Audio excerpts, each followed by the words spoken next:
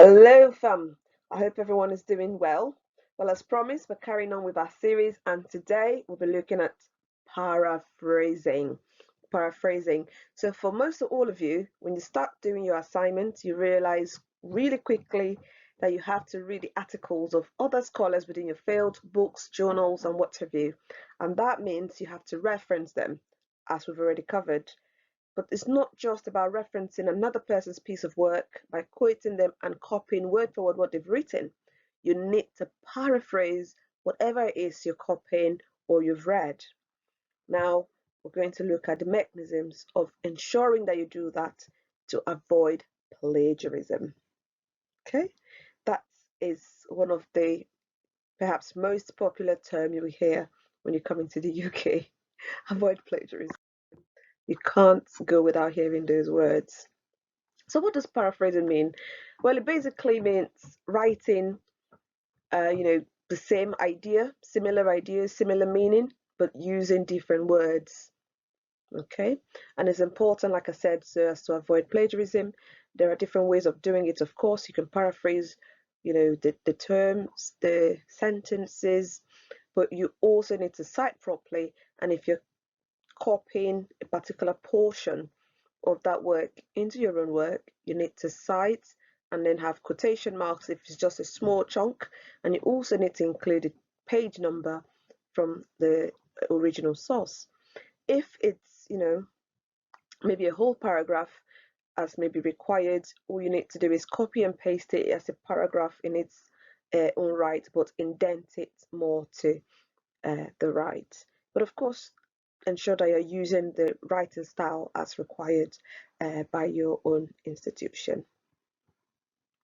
Okay, so how do you go about paraphrasing? You could use synonyms, so using words with similar meaning. You could also use antonyms, words with opposing meaning. So let's take this example, and I would say be careful with synonyms because you have a thesaurus and then you want to look at words. Look for words that have similar meaning, but you need to know in what context as well. Practical example, this is a big problem. Now, if you check the dictionary, you see big, you can have synonyms like huge, massive, large, major, significant, important, sizable, substantial. You can't really use all of these words. For example, this is a large problem. Large wouldn't fit in there, would it? So you need to be a bit careful in that regard. And then problem, you could use trouble, issue, complication. You just need to pick the right one. Okay, so you could say it's a major issue, and you could use the antonym as well. So you could say this is not a minor issue.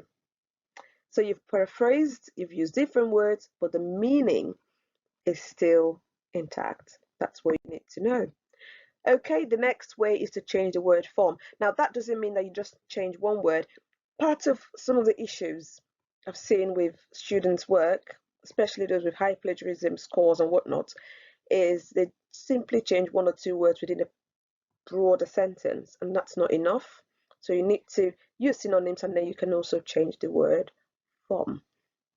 Now, when you nominalize your sentence, you change from verb to noun. Oftentimes, it would even change the structure as well. So take, for example, this sentence, our company is producing more, say more cars, more food, whatever. Our company has increased its production. Okay, so the meaning is intact, but you can see that the form has changed slightly there. Another example, shareholders should invest wisely. Shareholders should make wise investments. Okay, so changing from the verb to the noun. Using nouns actually make your words, your sentence or your work sound more formal as well. So it's worth noting there. And finally, you can change the word order.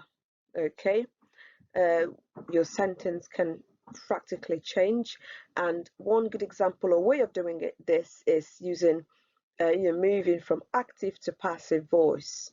And what's the active voice really is when you're focusing on the subject performing that action.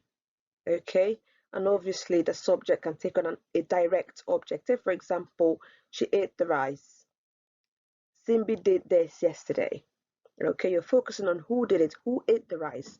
Ada, she ate the rice. All right. Nadia ate the beans. You're focusing on the person who has performed that action. The passive voice, on the other hand, is focusing more on the action itself. Okay? So, for example, you say the rice was eaten. The clothes were washed. You didn't mention who. We don't know who washed the clothes or who ate the rice, but we're just concerned in the action itself. In these ways, you'll be able to kind of change this, use a different word from the particular word that you've seen in the journal. You change the form, you change the order, and I can tell you for free that your work will overall not have a really high plagiarism score. And if you remember from our previous video, we said anything less than 20 should be fine. If your similarity score is higher than 20, then you may need to do more of this. Some students shy away from paraphrasing, so they often would quote directly and use a lot of quotation marks and what have you.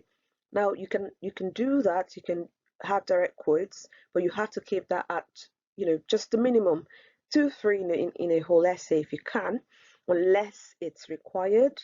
And I would say don't just quote it and then leave it there. You need to say what that implies, what it suggests, talk a bit more. And I think that will be crucial, especially when you start thinking about critical writing. And critical writing, or writing critically, it's a differentiator, because it could tell when when a student with a 70, it differentiates one who has got a 50 from a 70. Could just be they both have good knowledge about a particular theory, but how they write it down or how they talk about it in their work would differentiate what marks they get. So I will say look out for that video coming up next, subsequently, obviously. And for now, that's just the basics of paraphrasing. You need to practice. The best way to write well is to write. Hey, breaking news. Anyway, that's about it, really. Thank you very much for joining.